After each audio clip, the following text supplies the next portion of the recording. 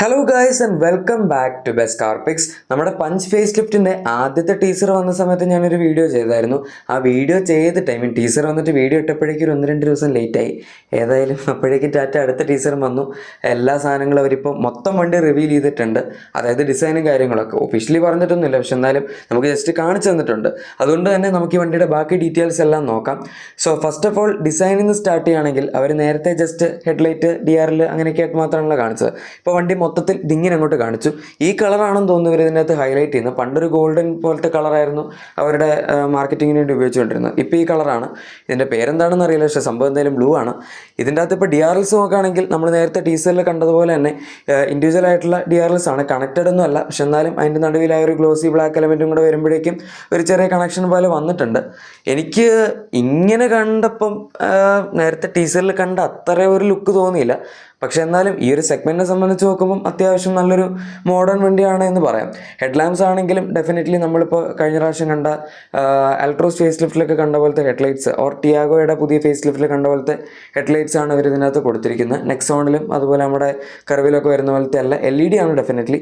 പിന്നെ താഴത്തേക്ക് വരുമ്പോൾ നമ്മുടെ സിൽവർ സ്കിറ്റ് പ്ലേറ്റ്സ്, അതിൻ്റെ ഡിസൈനിൽ വ്യത്യാസമുണ്ട്, ബമ്പറിൻ്റെ ഡിസൈനിൽ വ്യത്യാസമുണ്ട്. നമ്മൾ ഓൾറെഡി പറഞ്ഞിട്ടുള്ളതാണ് കഴിഞ്ഞ വീഡിയോയിൽ. പിന്നെ സൈഡ് പ്രൊഫൈൽ നോക്കുകയാണെങ്കിൽ ഇവർക്ക് വേണമെങ്കിൽ പഞ്ച് EVയിലൊക്കെ കൊടുത്ത പോലെ ഹാരിയറിൻ്റെ വലിയ മിറേഴ്സ് കൊടുക്കായിരുന്നു, അത് കൊടുത്തിട്ടില്ല. അതുപോലെ അലോയ് വീൽസ് ഏതായാലും മാറ്റിയിട്ടുണ്ട്. അത് നമ്മൾ കഴിഞ്ഞ വീഡിയോയിൽ കവർ ചെയ്ത സംഭവമാണ്.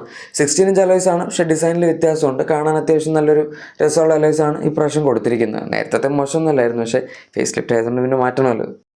ഇനി അടുത്തത് ഇതിൻ്റെ റിയർ ഡിസൈനാണ്. ഇതും ആസ് എ ഹോൾ അവർ മൊത്തത്തിൽ അങ്ങോട്ട് കാണിച്ചിട്ടുണ്ട്. നേരത്തെ ടെയിൽ ലാമ്പ് അതെന്ന് പറഞ്ഞ് രണ്ട് മറ്റേ അങ്ങോട്ടും ഇങ്ങോട്ടും മൂവ് ചെയ്യുന്ന സാധനങ്ങളായിരുന്നല്ലോ. ഇതാണ് ഈ വണ്ടിയുടെ ശരിക്കുള്ള റിയർ ലുക്ക് വരുന്നത്. എല്ലാം കണക്ട് ചെയ്ത് നോക്കുമ്പോൾ പഞ്ചിൻ്റെ ബാഡ്ജിങ് ഉണ്ട് ആൻഡ് കണക്റ്റഡ് ടെയിൽ ലാമ്പ്സ് തന്നെയാണ്. അതിൻ്റെ താഴെ നമുക്ക് ടാറ്റ ലോഗോ കാണാം. ഇങ്ങനെ നോക്കുമ്പം എവിടേക്കോ പുതിയ അൾട്രോസ് ഫേസ് ലിഫ്റ്റുമായിട്ട് ഒരുപാട് സിമിലാരിറ്റി ഈ വണ്ടിക്ക് എനിക്ക് കണ്ടപ്പോൾ തോന്നി. പ്രത്യേകിച്ച് ആ ഒരു ബ്ലാക്ക് എലമെൻറ്റ് നടുവിൽ വരുമ്പോഴും അതുപോലെ നമ്മുടെ ടെയിൽ ലാമ്പ്സിൻ്റെ സൈഡിലുള്ള ജസ്റ്റ് ഗ്ലോസി ബ്ലാക്ക് എലമെൻറ്റ്സ് പോലത്തെ സാധനങ്ങളും അത് അൾട്രോസ് ഒരുപാടുണ്ടായിരുന്നു. ഇൻഫാക്ട് അൾട്രോസ് 2020 ആദ്യം ഇറങ്ങിയപ്പോൾ തന്നെ സംഭവം ഉണ്ടായിരുന്നു. പക്ഷേ ആ സമയത്ത് LED ടെയിൽ ലാമ്പ്സ് ഒന്നും ഇല്ലായിരുന്നു, ജസ്റ്റ് സ്മോക്ക്ഡ് ഔട്ട് ആയിട്ടുള്ള ഒരു ഇതായിരുന്നു, ടെയിൽ ലാമ്പ്സ് ആയിരുന്നു. ഇതിൻ്റെ അത്യാവശ്യം മൊത്തം ടെയിൽ ലാമ്പ്സ് അവർ LED ആക്കിയിട്ടുണ്ട്. നല്ലൊരു മോഡേൺ ടച്ച് കിട്ടുന്ന ഡിസൈൻ തന്നെയാണ് ബാക്കിൽ കൊടുത്തിരിക്കുന്നത്. പിന്നെ ബമ്പറിൻ്റെ ഡിസൈനിൽ വ്യത്യാസമുണ്ട്. ഇനി അടുത്തത് ഇൻറ്റീരിയേഴ്സ് ആണ്. യെസ്, അവരിതും മൊത്തമായിട്ട് ഇപ്രാവശ്യം കാണിച്ചിട്ടുണ്ട്. നമ്മൾ നേരത്തെ ഇതിൻ്റെ ടെസ്റ്റിംഗ് ഇമേജിലൊക്കെ കണ്ടതുപോലെ തന്നെ ഡാഷ്ബോർഡ് ലേഔട്ടിൽ അങ്ങനെ പ്രത്യേകിച്ച് വലിയൊരു വ്യത്യാസമൊന്നും അവർ ഇപ്രാവശ്യം കൊണ്ടുവന്നിട്ടില്ല. പഞ്ച് EVയിലും വ്യത്യാസമൊന്നും ഇല്ലായിരുന്നു, അത് 2 വർഷം മുന്നേ വന്ന സമയത്ത്. ഇതിൻ്റെ അകത്തും അങ്ങനെയൊക്കെ തന്നെയാണ് വെച്ചിരിക്കുന്നത്. അൾട്രോസ് ഫേസ് ലിഫ്റ്റിൽ അത്യാവശ്യം ചേഞ്ചസ് വരുത്തിയായിരുന്നു. വേണമെങ്കിൽ അതുപോലെ ഇതിൻ്റെ അകത്ത് അല്പം പൊടിക്കൈകൾ കൊടുക്കാമായിരുന്നു. പക്ഷേ ഏതായാലും സച്ച് നോക്കുമ്പം ഇത് വലിയ കുഴപ്പമില്ല. ഭയങ്കര ഔട്ട്ഡേറ്റഡ് ആകുമെന്ന് ചോദിച്ചാലില്ല, കുറച്ച് സിമ്പിളായിട്ടുള്ളൊരു ക്യാബിനാണ്. പിന്നെ ഈ വണ്ടിയുടെ സെഗ്മെൻറ്റും പ്രൈസ് പോയിൻ്റും ഒക്കെ വെച്ച് നോക്കുമ്പം ഓക്കെ ആണെന്ന് പറയാം. ഫസ്റ്റ് ഓഫ് ഓൾ ചേഞ്ചസ് നോക്കുകയാണെങ്കിൽ സ്റ്റിയറിംഗ് വീലിൻ്റെ ഡിസൈൻ മാറി. നമുക്ക് നേരത്തെ 3 സ്പോക്ക് ആയിരുന്നു, അതിപ്പോൾ 2 സ്പോക്ക് ആയിട്ടുണ്ട്. കുറേ കാലമായിട്ട് 2023 വന്ന നെക്സോൺ ഫേസ് ലിഫ്റ്റ് മൂലം നമ്മൾ കാണുന്ന സ്റ്റിയറിംഗ് വീലാണ്. നമുക്ക് ലെഫ്റ്റ് സൈഡിൽ കൺട്രോൾസ് ഉണ്ട്, റൈറ്റ് സൈഡിലും കൺട്രോൾസ് ഉണ്ട്. ആൻഡ് ഇലുമിനേറ്റഡ് ടാറ്റ ലോഗോ നടുവിലുണ്ട്. പുഷ് ബട്ടൺ സ്റ്റാർട്ടിൻ്റെ ഒരു കൺട്രോൾ നിങ്ങൾക്ക് അവിടെ കാണാം. അതുപോലെ തന്നെ സ്റ്റിയറിംഗ് വീലിൽ ലെതർ റാപ്ഡ് ആയിട്ട് ഇതിൻ്റെ അകത്ത് കണ്ടിട്ട് തോന്നുന്നില്ല. പിന്നെ മൾട്ടി കളർ അല്ല. ഇനി അടുത്തൊരു ചേഞ്ച് വരുന്നതിൻ്റെ ഇൻസ്റ്റന്റ് ക്ലസ്റ്ററിൻ്റെ കാര്യത്തിലാണ്. 7 അല്ലെങ്കിൽ 8 ഇഞ്ച് വരുന്ന ഒരു കളർ TFT ഡിസ്പ്ലേ ആണ് നടുവിൽ കൊടുത്തിരിക്കുന്നത്. അതിൻ്റെ സൈഡിലായിട്ട് നമ്മുടെ ടാക്കോമീറ്റർ, അതുപോലെ ടെമ്പറേച്ചർ ക്ലസ്റ്റർ, പിന്നെ ഫ്യൂൽ ഗേജ്, ഇതെല്ലാ സാധനങ്ങളും ഡിജിറ്റലായിട്ട് തന്നെ കൊടുത്തിട്ടുണ്ട്. സോ ഒരു കംപ്ലീറ്റ് ഡിജിറ്റൽ ഡിസ്പ്ലേ തന്നെയാണ്.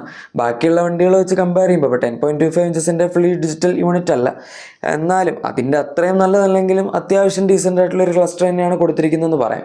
എനിക്ക് ഈ ടാക്കോമീറ്റർ ഇഷ്ടമല്ല. ടാക്കോമീറ്റർ എന്ന് പറയുമ്പോൾ പ്രോപ്പറായിട്ട് നമ്മുടെ ആ ഒരു റീഡിങ് കാണിക്കുന്നതിനോടാണ് എനിക്ക് താല്പര്യം. അതായത് ഒന്നെങ്കിൽ അനലോഗ് ആയിരിക്കണം, അല്ലെങ്കിൽ 1700 എങ്കിൽ അത്, 2250 എങ്കിൽ അത്, ഓർ 5200 എങ്കിൽ അത്. ഇതിപ്പോൾ അങ്ങനെയല്ല, 1000, 2000, 3000, 4000, 5000 അങ്ങനെയാണ് കാണിക്കുന്നത്.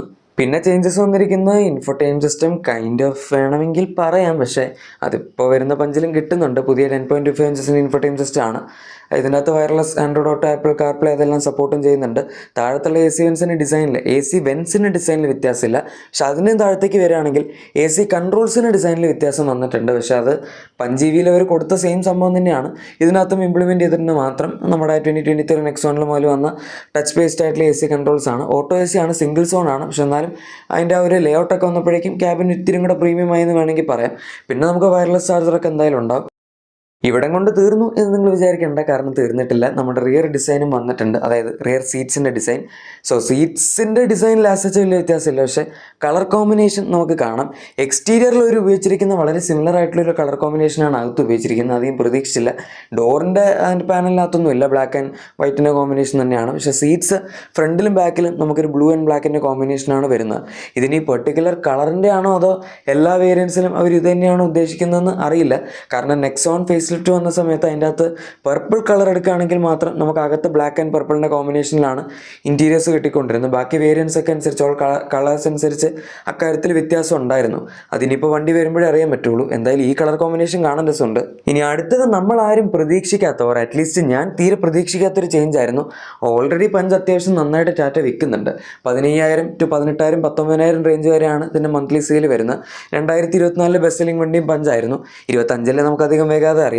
ഏതായാലും 25 പഞ്ചിൻ്റെ സെയിൽസ് കമ്പാരിറ്റീവ്ലി ഇത്തിരി ഡൗൺ ആയിരുന്നു. പക്ഷേ എന്തൊക്കെ പറഞ്ഞാലും അവർ 1.2 ലിറ്റർ എഞ്ചിൻ കൊള്ളില്ല, പവറില്ല എന്നൊക്കെ ആൾക്കാർ എത്രയൊക്കെ കുറ്റം പറഞ്ഞിട്ടും ഇത്രയും കാലം ടർബോ കൊടുത്തില്ല, ഡീസൽ കൊടുത്തില്ല, ഒന്നും കൊടുത്തില്ല. ഇപ്രാവശ്യം ഈ ഫേസ് ലിഫ്റ്റിൽ ഫൈനലി ടാറ്റ ഇതിനകത്ത് ഐ ടർബോ മോഡൽ ലോഞ്ച് ചെയ്യാൻ പോവാണ്. ഇനി ഇത് ആൾക്കാർ എടുക്കോ ഇല്ലയോ എന്നുള്ളതൊക്കെ അതിൽ തന്നെ വേറൊരു സെപ്പറേറ്റ് ക്വസ്റ്റ്യൻ ആണ്. എടുക്കാനുള്ള സാധ്യത കമ്പാരിറ്റീവ്ലി വളരെ കുറവാണ്. കാരണം അൾട്രോസിൽ അവർ ഇഷ്ടംപോലെ പരീക്ഷിച്ചിട്ടുള്ളതാണ്. ആദ്യം ഐട്രബോ കൊണ്ടുവന്നു, പിന്നെ റേസർ കൊണ്ടുവന്നു, ഇതൊന്നും ക്ലിക്കായില്ല, അധികം ആൾക്കാർ എടുത്തില്ല. ഇപ്പോൾ റേസർ അൾട്രോസിൽ വരുന്നുമില്ല. പക്ഷേ എന്തൊക്കെ പറഞ്ഞാലും ഇനി പഞ്ചിന് പവറില്ല എന്ന് ആൾക്കാർ പറയില്ലല്ലോ. ഇവർ മീഡിയ റിവ്യൂസിന് കൊടുക്കുന്നത് എന്തായാലും ടർബോ വണ്ടി തന്നെയായിരിക്കും. അതുകൊണ്ട് അത് ഓടിച്ചാലും ആരും പറയില്ല ഇതിന് തീരെ പവറില്ല എന്ന്. സോ അങ്ങനെ നോക്കുമ്പോൾ നല്ലൊരു അപ്ഡേറ്റ് ആണ്. പിന്നെ 6 സ്പീഡ് മാനുവൽ ട്രാൻസ്മിഷനാണ് ഇതിനകത്ത് കൊടുത്തിരിക്കുന്നത്. 6 സ്പീഡ് എന്ന് പറഞ്ഞാൽ നമ്മുടെ നെക്സോണിൽ മാത്രം കിട്ടുന്നൊരു ട്രാൻസ്മിഷനാണ് ഈ MPF എഞ്ചിനിൽ. അതും ബേസ് മോഡൽ നെക്സോണിൽ 5 സ്പീഡാണ്. അതിന് മുകളിലേക്കാണ് 6 സ്പീഡ് വരുന്നത്. പവറിൻ്റെ കാര്യത്തിൽ അൾട്രോസ് ഐ ടർബോ 5 സ്പീഡായിരുന്നു, 110 bhp എന്തോ ആയിരുന്നു അതിന് പവർ. ഇത് നെക്സോണിൻ്റെ സെയിം സ്പെക്കിലാണ് വരുന്നതെങ്കിൽ 120 bhp 170 Nm ടോർക്കിൻ്റെ അടുത്തും ജനറേറ്റ് ചെയ്യേണ്ടതാണ്. പക്ഷേ ഈ വണ്ടിക്ക് അത്രയും പവർ അവർ കൊടുക്കുമെന്നറിയില്ല. അത് ഓൺ പേപ്പർ അത്രയും പവർ ഉണ്ട്. പക്ഷേ MPF എഞ്ചിൻ ആയതുകൊണ്ട് നമുക്ക് ഭയങ്കര പവർ ഫീൽ ചെയ്യൊന്നുമില്ല. ഏകദേശം ഒരു 11-12 സെക്കൻഡൊക്കെ 0 to 100 എത്താൻ സ്റ്റിൽ എടുക്കും. പക്ഷേ ഈ വണ്ടിയെ സംബന്ധിച്ചിടത്തോളം അത് ഫാസ്റ്റാണ്. കാരണം എഞ്ചിൻ ഏകദേശം 16.5 സെക്കൻഡ്സിലാണ് 0 to 100 എത്തുന്നത്. സോ അതൊക്കെ വെച്ച് കമ്പയർ ചെയ്യുമ്പോൾ നല്ല വ്യത്യാസം തന്നെ പെർഫോമൻസിൻ്റെ കാര്യത്തിൽ നമുക്കുണ്ടാവും. ഇനി ഈ ഒരു എഞ്ചിൻ ഇതിനകത്ത് കൊടുക്കാനുള്ള വേറൊരു റീസണും കൂടെ ഉണ്ട്. ഒന്നാമത്തെ കാര്യം നമ്മുടെ സബ്ഫോർമേറ്റർ SUVസിൻ്റെ കാറ്റഗറി. ഇപ്പോൾ നെക്സോണിൻ്റെ സെഗ്മെൻറ്റ് എടുക്കുകയാണെങ്കിൽ അതിൽ ഒരുപാട് വണ്ടികൾക്കും ഇപ്പോൾ TGD എഞ്ചിൻസ് ആണ് വരുന്നത്. MPF എഞ്ചിൻസ് ഏകദേശം എല്ലാവരും ഒഴിവാക്കി തുടങ്ങി. പക്ഷേ നെക്സോണിൽ ഇപ്പോഴും അവർ MPF എഞ്ചിൻ തന്നെയാണ് കൊടുക്കുന്നത്. സോ നെക്സോണിൽ MPF എഞ്ചിൻ കൊടുക്കുന്നതിന് പകരം ഇനി ആ ടർബോ എഞ്ചിൻ എടുത്ത് പഞ്ചിൻ്റെ അകത്ത് ഇട്ടിട്ട് നെക്സോണിൽ നമ്മൾ കർവിലൊക്കെ കണ്ട ടാറ്റയുടെ പുതിയ 1.2 TGD എഞ്ചിൻ, അതായത് പറഞ്ഞു വരുമ്പോൾ 125 bhp ഒക്കെ തന്നെ അതിനുള്ളൂ ഓൺ പേപ്പർ. പക്ഷേ ഇതിലും കുറച്ചും കൂടെ ബെറ്റർ ആയിട്ടുള്ള പെർഫോമൻസ് ആണ്. കാരണം മോഡേൺ ടെക്നോളജി പുതിയതാണ്, ആർക്കിടെക്ചർ പുതിയതാണ്, അങ്ങനെ കുറേ വ്യത്യാസങ്ങളുണ്ട്. അതുകൊണ്ട് ഇനി നെക്സോണിൽ നമുക്ക് അധികം വൈകാതെ ആ എഞ്ചിൻ കാണാൻ പറ്റും എന്നുള്ളതാണ് ഇപ്പോഴത്തെ ലേറ്റസ്റ്റ് അപ്ഡേറ്റ് പറയുന്നത്. അതുകൊണ്ടാണ് ഈ വണ്ടിയിലെ എഞ്ചിൻ വന്നത്. സോ ഇതാണ് നമുക്ക് ലേറ്റസ്റ്റ് ആയിട്ട് പഞ്ചിനെ പറ്റി പറയാൻ പറ്റുന്ന കാര്യങ്ങൾ. ആൻഡ് ഈ വരുന്ന ജാനുവരി 13 ഇതിൻ്റെ ലോഞ്ച് പറഞ്ഞിരിക്കുന്നത്. എന്തായാലും 13-ാം തീയതി പ്രൈസും ഡീറ്റെയിൽസും ഒക്കെ വരും. അല്ലാതെ ഇനി ജസ്റ്റ് നമ്മളിത് ആ വണ്ടി റിവീൽ ചെയ്യുന്നു എന്ന് പറഞ്ഞ് ഡിസൈൻ ഒന്നുകൂടെ കാണിക്കാൻ പോകുന്നില്ല. ഓൾറെഡി ഒരു ഡിസൈൻ കാണിക്കാനുള്ളതല്ലേ ഇപ്പോൾ കാണിച്ചു. മിക്കവാറും നമുക്ക് ട്വിൻ സിലിണ്ടർ ടെക്നോളജിയുള്ള CNG എല്ലാം അപ്പം തന്നെ ലോഞ്ചായി കിട്ടും. ഏതായാലും നിങ്ങളുടെ എക്സിസ്റ്റിംഗ് വണ്ടിക്ക് എന്തെങ്കിലും ആക്സറീസോ ക്ലീനിങ് പ്രോഡക്ട്സ് ഒക്കെ വേണമെങ്കിൽ നമ്മുടെ ഡിസ്ക്രിപ്ഷനിലെ പ്രൊഡക്ട്സ് ചെക്കൗട്ട് ചെയ്തേക്കാം. ഇതുപോലുള്ള വീഡിയോസിൻ്റെ ലേറ്റസ്റ്റ് അപ്ഡേറ്റ്സിനൊക്കെ മറക്കാതെ തന്നെ ചാനൽ സബ്സ്ക്രൈബ് ചെയ്ത് നമ്മുടെ സപ്പോർട്ടും കൂടെ ചെയ്തേക്കാം. നമുക്ക് മറ്റൊരു വീഡിയോയിൽ കാണാം. Thank you for watching my video and good bye.